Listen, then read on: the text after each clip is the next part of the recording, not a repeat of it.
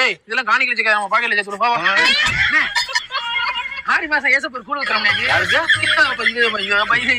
எங்க முத்து மாதிரி அம்மன் கூழ் ஊத்துறோம் எந்த ஊரு அருணாயினே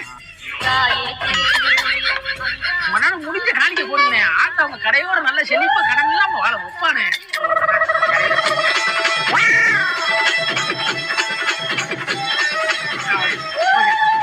இந்த 10 ரூபாய்க்கு என்னென்னலாம் பேச வேண்டியது இருக்கு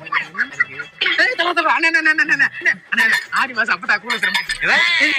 ஆத்தா கூழ் ஊத்துறோம் அண்ணே ஆத்தா ஏதாவது காணி ஆத்தா அவங்க நல்லா வாழ பாரு கல்யாணம் ஆத்தாவுக்கு வாழ்க்கையில கண்டிருந்து பாப்பானு